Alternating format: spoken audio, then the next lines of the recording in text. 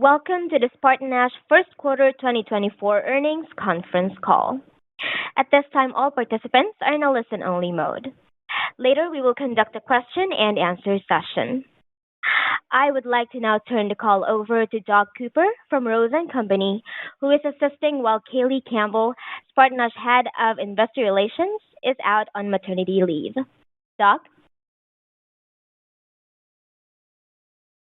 Thank you and good morning.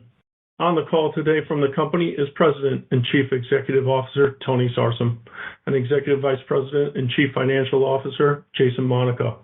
By now, everyone should have access to the earnings release, which was issued this morning at approximately 7 a.m. Eastern Time. For a copy of the earnings release, as well as the company's supplemental earnings presentation, please visit SpartanNash's website at www.spartannash.com/investors.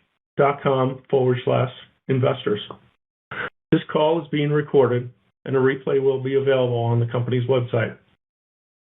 Before we begin, the company would like to remind you that today's discussion will include a number of forward-looking statements. These statements are subject to certain risks and uncertainties that could cause actual results to differ materially from those expressed in the forward-looking statements. If you will refer to SpartanNash's earnings release from this morning, as well as the company's most recent SEC filings, you will see a discussion of factors that could cause the company's actual results to differ materially from these forward-looking statements. Please remember that all forward-looking statements made today reflect our current expectations only, and SpartanNash undertakes no obligation to update or revise these forward-looking statements. The company will make a number of references to non-GAAP financial measures. The company believes these measures provide investors with useful perspective on the underlying growth trends of the business. And it has included in the earnings release a full reconciliation of certain non-GAAP financial measures to the most comparable GAAP measures, which can be found on SpartanNash's website at www.spartannash.com/investors. And it is now my pleasure to turn the call over to Tony. Thank you, Doug, and good morning, everyone. Glad to be here. In recognition of Memorial Day earlier this week, I'd like to start by giving thanks to the families of service members who made the ultimate sacrifice to protect our country. At SpartanNash, we have the privilege of serving our military heroes by providing them with a taste of home at commissaries and exchanges around the world. Memorial Day also brings a significant holiday surge for our stores and for our independent grocery customers. Thank you to the associates who kept the shelves stocked this past weekend. Shifting gears to other recent events, I'd also like to welcome the nearly 500 associates from Metcalfe's Markets to the SpartanNash family. Metcalfe's Markets is the acquisition that we announced in mid-April. It is a 3-store, fourth-generation family-owned chain that strengthens our retail footprint in Wisconsin. The Metcalfe's banner is known for delivering a high level of service, premium quality foods, and a focus on local products. As a people-first company, we are proud to welcome these associates and expand their benefits and career pathing opportunities here at SpartanNash. Whether it's adding new stores, navigating industry changes, or optimizing our network, I know we have the best team in the business to meet today's challenges. It's thanks to the ingenuity and dedication of our associates that today I can report that we increased EBITDA margin in the first quarter. While the grocery industry is experiencing declining volumes, SpartanNash continues to prove that we can deliver despite the challenging market dynamics. In fact, we remain on target to reach the $125 to $150 million of gross benefits set out in our strategic plan by the end of 2024, a year earlier than initially communicated. This is evidence that our investments in our supply chain and merchandising transformations are paying off. As for the merchandising transformation, we continue to see the impact in the bottom line. From enhanced category planning that drives sales and margin, better vendor engagement and programs that work for the customers, and leveraging AI-powered software to optimize pricing, we realized $7 million in incremental merchandising transformation benefits compared to the prior year.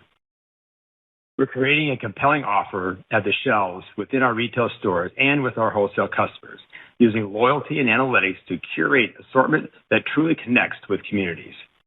Building our customer value proposition keeps us well positioned to continue to win customers and to improve profitability as the tide of inflation retreats. On the supply chain side, we lowered our costs while continuing to optimize our network, reducing our wholesale segment's operating expenses by more than 4%. Collectively, our transformation initiatives contributed to our stronger wholesale results for this quarter, where we expanded reported operating margin by 53 basis points and EBITDA margin by 10 basis points, despite wholesale revenue decreasing by $71.6 million. In addition to wholesale revenue, I wanted to provide more color on this quarter's results. Total wholesale sales decreased by 3.4% to prior year due to lower Amazon volume, which represented a 4.5% headwind within the segment. Despite that challenge, we remain encouraged by growth within our national accounts that partially offset the Amazon impact. We continue to enhance our service model and accelerate our market expansion opportunities in close proximity to our entire network of distribution centers. Further, our military business saw a more than 2% increase over the prior year. To wrap up wholesale revenue, I wanted to circle back to Amazon. This past quarter, we extended our supply agreement with Amazon, and we look forward to continuing to support them into the future. While overall volume among shoppers trended downward, we're continuing to see our private label brands outperform national brands. In fact, unit penetration for own brands was up by 50 basis points versus Q1 2023. Fresh and Finest by Our Family, our premium offer in our fresh departments, is now the number 2 brand in our retail portfolio, second only to Our Family, our mainstream core brand. In Q4 of 2023, we launched Finest Reserve by Our Family, a premium center store offering. In Q1, performance exceeded expectations in both wholesale and retail. We are seeing a strong repurchase rate from consumers in our retail stores who share positive feedback on the quality and the value of this line. We've kicked off 7 store remodels, and 4 of them will be completed in June. We're excited to also be revamping 2 of our Family Fare stores with a strengthened customer value proposition that could soon extend to additional locations. In summary, we couldn't have accomplished any of these results, especially given the headwinds we faced, without highly dedicated people. I'm proud of the work we have done to find growth opportunities, achieve our profitability goals, and I'm optimistic about our team's ability to continue driving results.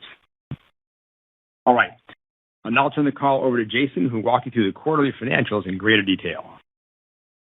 Thanks, Tony, and welcome to everyone joining us on today's call. I want to highlight some of our key successes from this past quarter before jumping into the detailed results.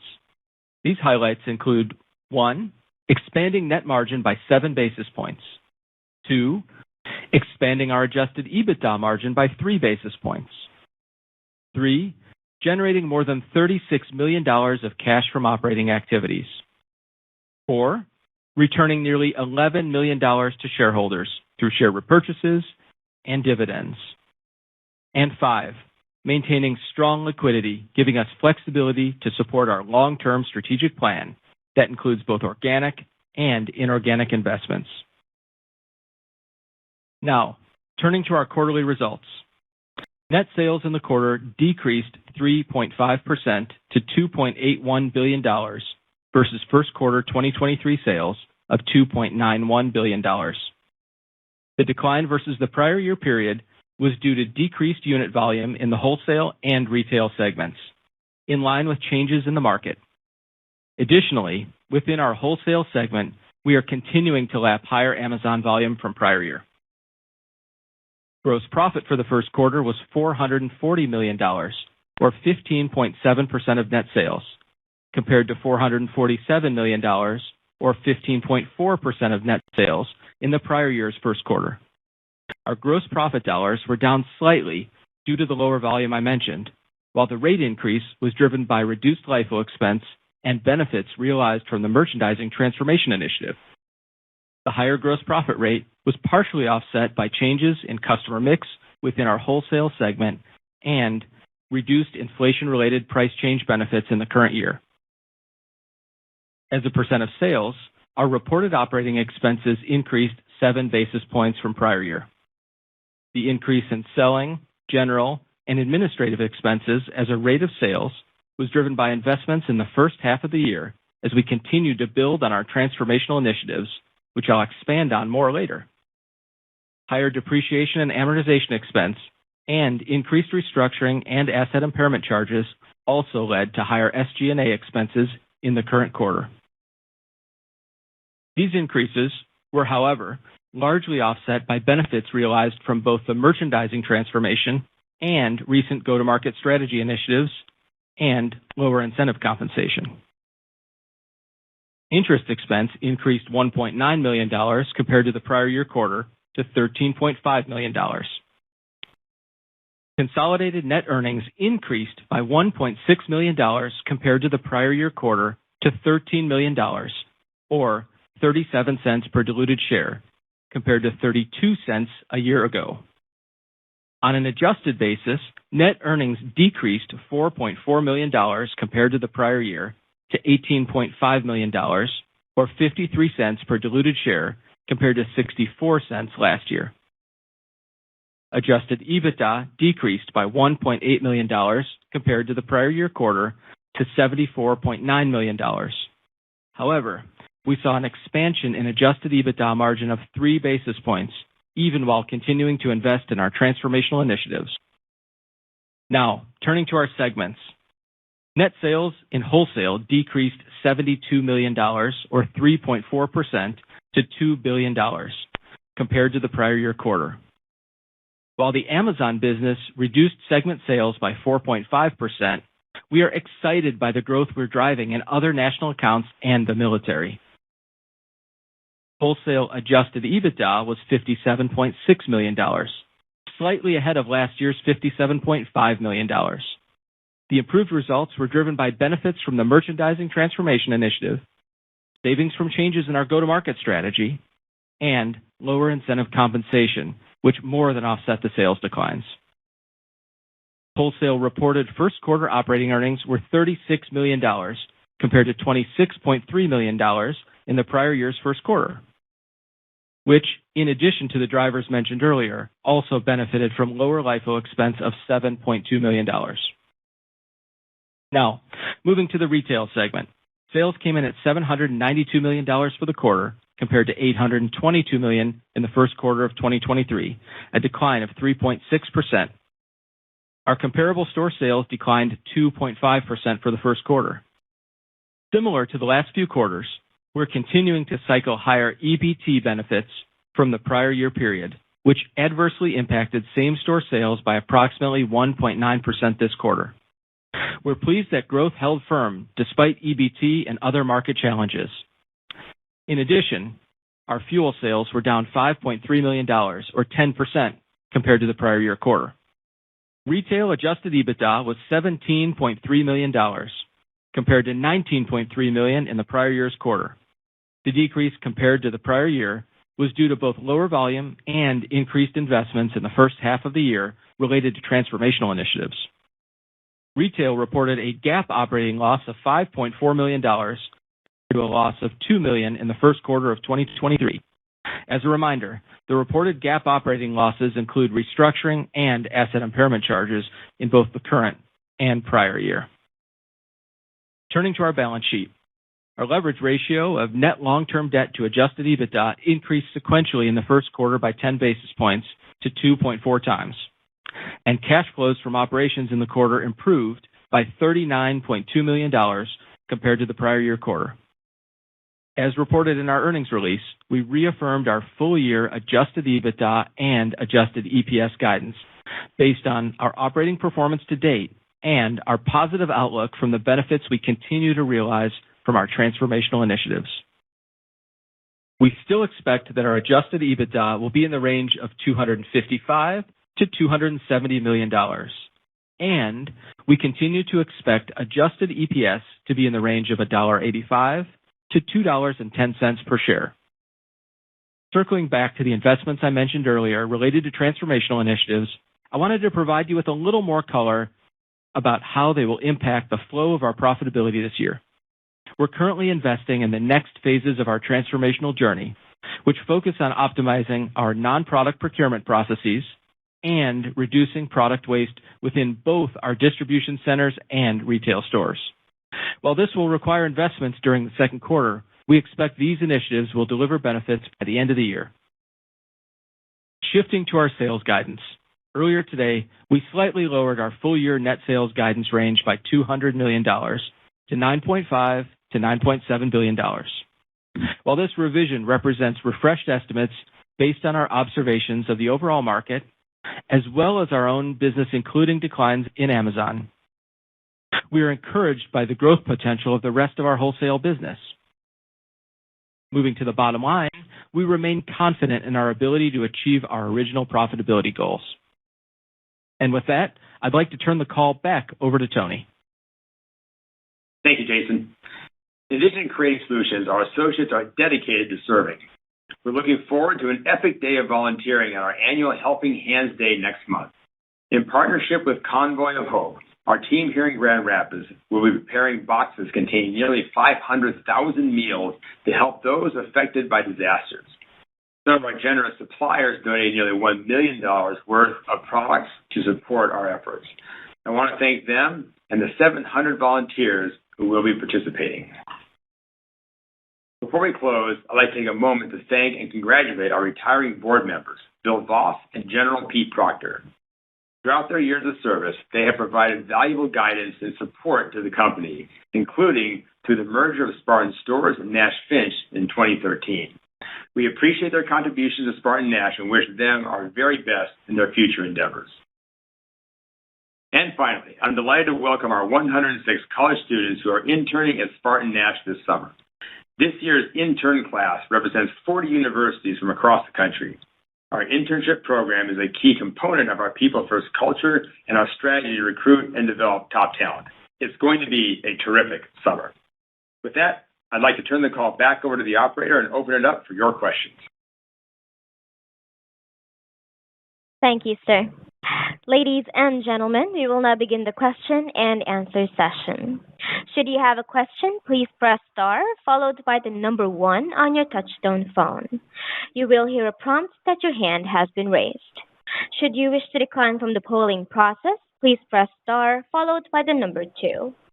If you are using a speakerphone, please lift the handset before pressing any key. Our first question comes from the line of Chuck Cerankosky from Northcoast Research. Go ahead, please. Good morning, everyone. If I'm looking at the Amazon business, how does it affect the gross profit margin in a percentage terms? Does the margin go up as the revenues drop and vice versa, while the absolute dollars, of course, go up as business recovers there? Hey, Chuck, this is Jason. Thanks for the question. Good morning. Our Amazon business, of course, helps us build scale and what it does from a margin standpoint, because we don't disclose the margin by customer. But the way to think about it is that typically our larger customers will have a lower margin profile and our smaller customers will have a larger profile. So with this customer in particular, what we do is we work together to optimize the end-to-end supply chain between ourselves and them, and in doing so, taking cost out of the system. But to do that, what that does is it builds scale for us, and it helps build a framework out where we can both make money along the way. Okay, but I wasn't trying to get at the margin. I'm just does the margin decline as the business scales, so that the more business they do with you, the gross profit dollars increase, but the margin goes down? And then, secondly, could you give us your inflation outlook for the next 12 months?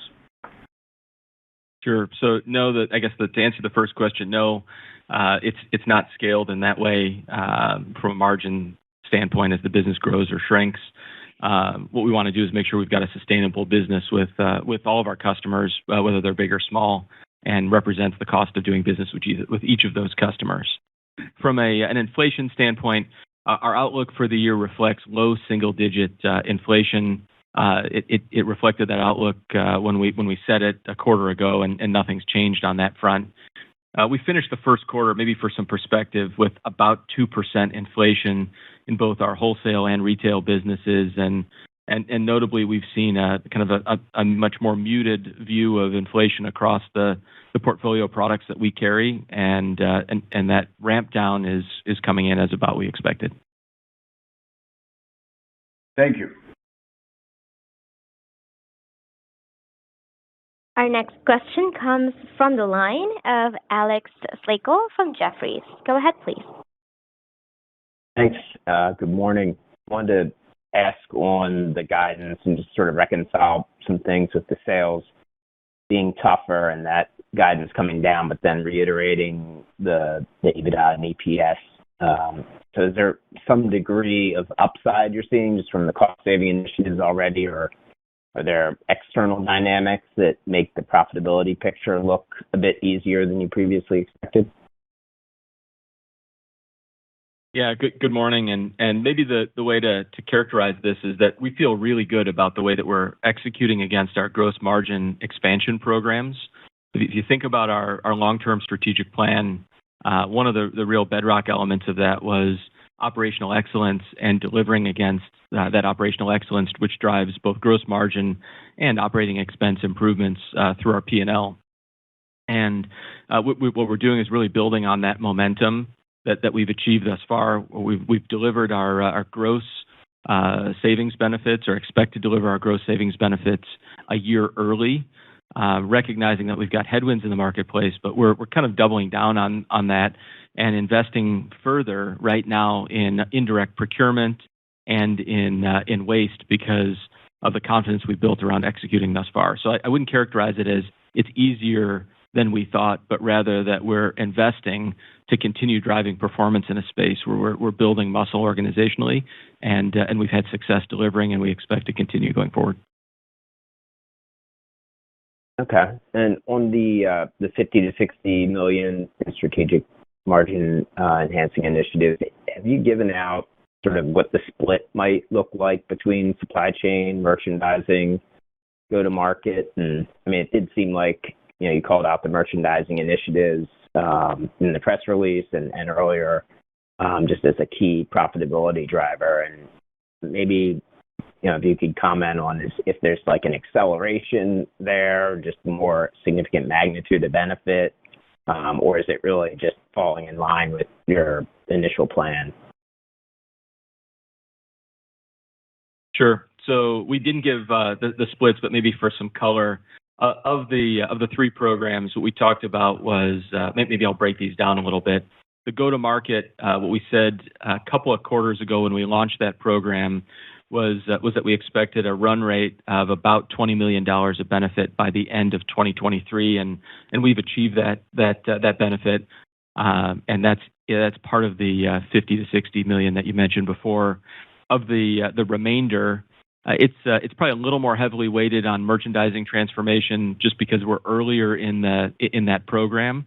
Our supply chain transformation began in 21, merchandising in 22, and launched in 23. So it's more the kind of the journey that each of those programs is on. But all three of those play a significant role and are a substantial portion of the savings. Great. Thanks very much. Our next question comes from the line of Andrew Wolf from C.L. King. Go ahead, please. Thanks. Good morning. Wanted to ask about the investing this quarter in the indirect procurement and waste. I assume that's a signal that the profitability will be impacted by that meaningfully enough in the quarter that you called it out, and then the benefits will come later.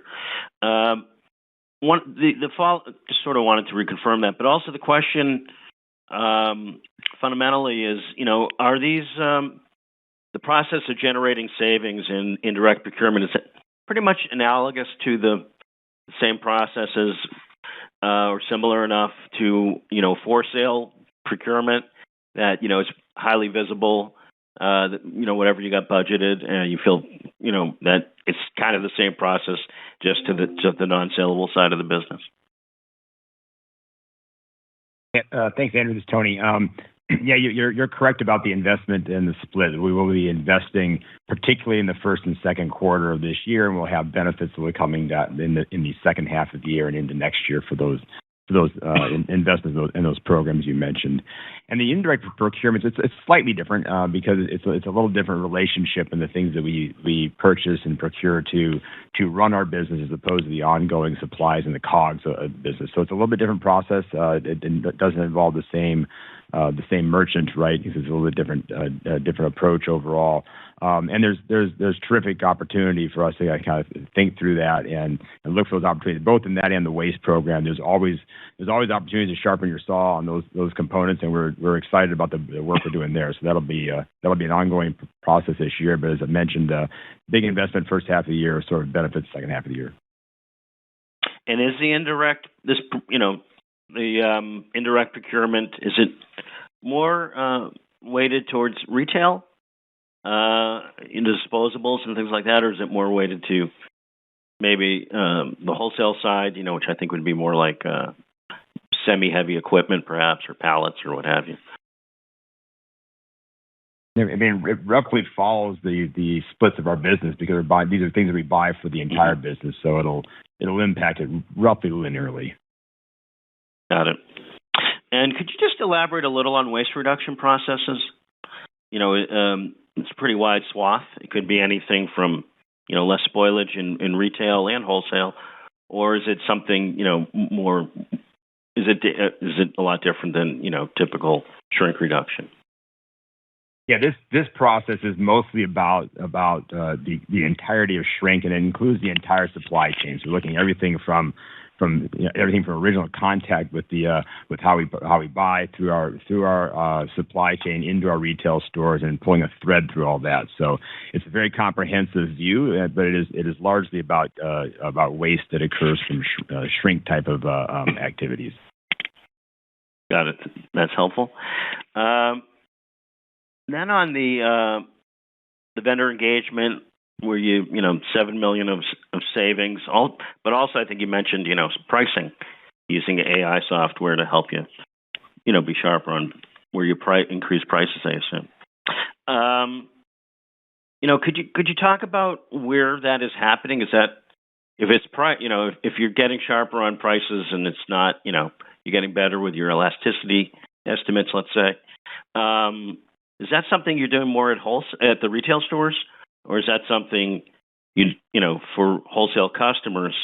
And I ask, at the retail stores, you can probably get pretty quick understanding of whether your estimates were right by the velocities you get. But on wholesale, if you're raising prices based on some algorithms and so on, how do you get feedback on that? Yeah, Andrew, great question. This is retail only that was referred to there, and maybe a little bit of color. We shape our customer perception based on key value items or KVIs, as many retailers describe them, and we recognize that perception of competitive pricing and fair pricing is a really important part of going to market in this space.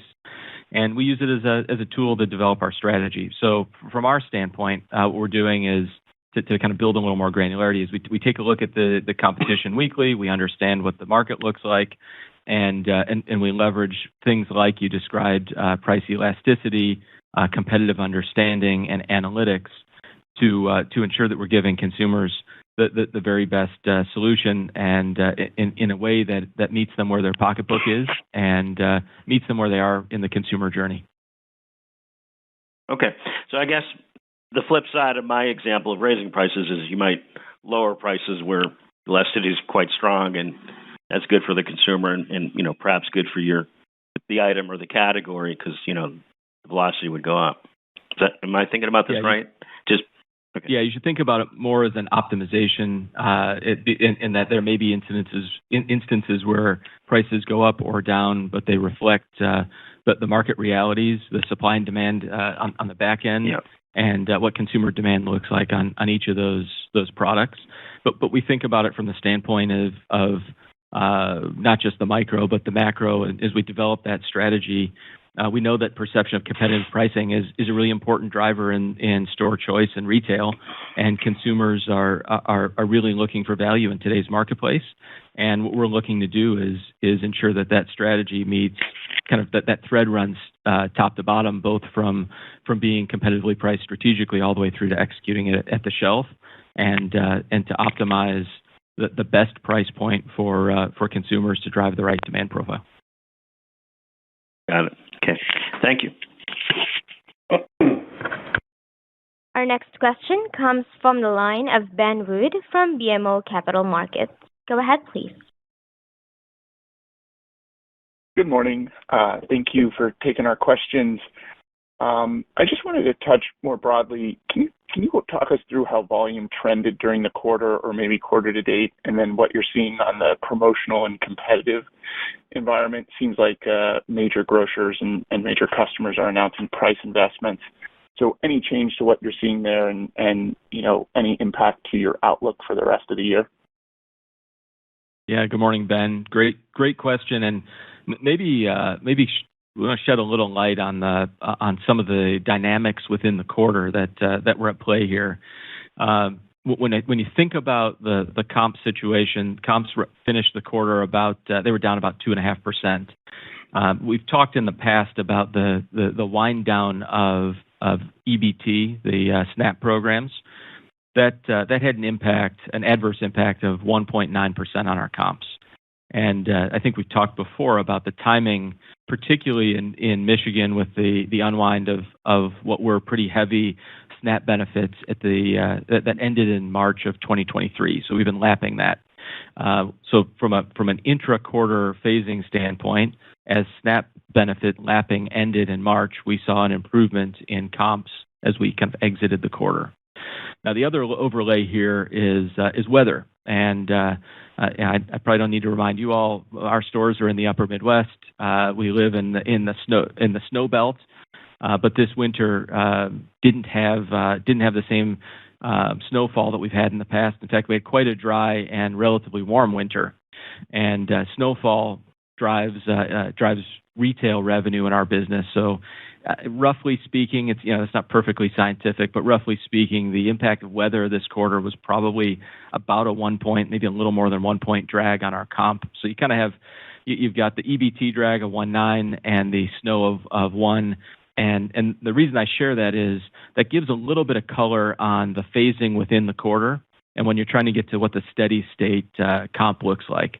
So our outlook for the year isn't really changed from the standpoint of what our programs and initiatives looks like, but we also recognize we've got externalities at play, whether it be weather. Obviously, we're cleared past that this winter, but whether it's weather or government supplemental programs. Looking forward, still obviously a challenging retail environment. We talked about pricing and price optimization, and what we're doing is making sure we meet consumers where they're at. But what I mean when I say that is not just pricing and promotion, but private label, our own brand offering improved penetration by 50 basis points this quarter, and we're very proud of the work that's been done, not just in our family, but in our Finest Reserve that you heard Tony talk about earlier, which is off to a fantastic start. So from our standpoint, what we're trying to do is meet consumers where they're at, give them a competitively priced offering, and encourage them to make many visits to our stores and pick up as many items off the shelf as possible. Thank you. That's helpful. And just on the promotion side of that, are you seeing the step up in vendor willingness to fund this? I know you mentioned you guys were getting sharper on price, but not only at your retail, but at your wholesale. Are you seeing that retailers are needing to invest in price, or are vendors stepping up their contributions? Yeah, that's precisely correct. And that's actually sort of linked to the work we did last year. That's all part of a broader pricing effort on our part. But we definitely had better vendor participation in this first quarter this year versus first quarter last year, and been pretty significantly so as we hit closer to overall closer to 40% versus sort of in the 30s last year on total volume that went through a promotional mechanism. And how does that 30 to 40% relate to pre-COVID levels? Are we back yet, or still some more room to go? Yeah, Ben, I would say we're pretty close to pre-COVID levels. The cadence is similar. On a year-over-year basis, we're seeing a pretty stable increase. Although from a category standpoint, we're seeing some changes in where things where and which products are promoted. So when you kind of think about the product categories that are seeing the heaviest promotional changes, it's areas like frozen goods, and it kind of comes all the way back to the consumer there. Consumers are looking for solutions, and in an environment where their pocketbook is tight, those solutions may mean that there's a down trade from a category standpoint, and those categories include frozen foods. So you may be stepping down from restaurants to prepared meals in our deli. Someone who's was buying a prepared meal in our deli may be stepping down to a frozen good, and so you're seeing that change also in the categories that are being impacted. Okay, that's helpful. Thank you. Ladies and gentlemen, just a reminder, should you have a question, please press star followed by the number 1 on your touchtone phone. Our next question comes from the line of Peter Saleh from BTIG. Go ahead, please.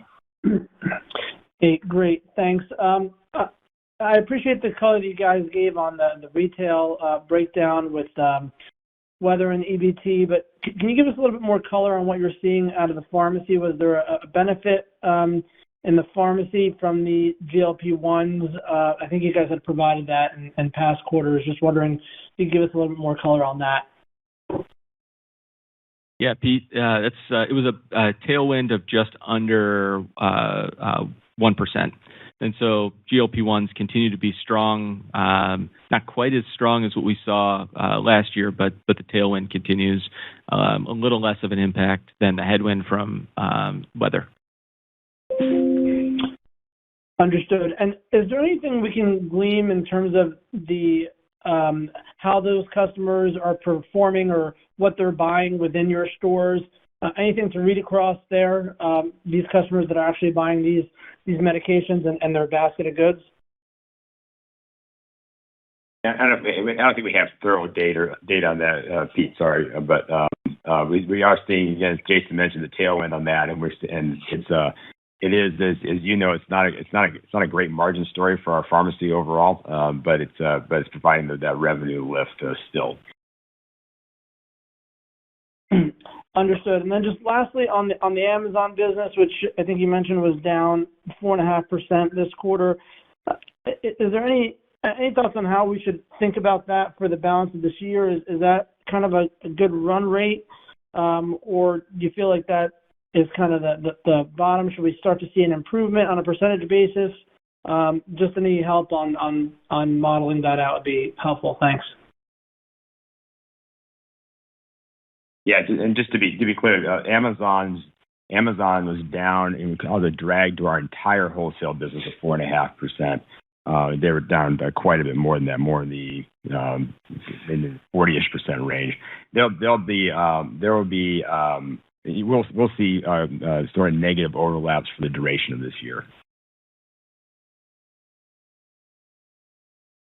Got it. Great. Thank you very much. Thank you. There are no other questions at this time. I will now turn the call back over to Tony Sarsam for closing remarks. All right. Well, thank you very much, and thank you, everybody, for your participation on today's call. We certainly appreciate your interest in SpartanNash. And with that, from our family to yours, we'd like to wish you all a very pleasant good day. This concludes today's conference call. Thank you for attending.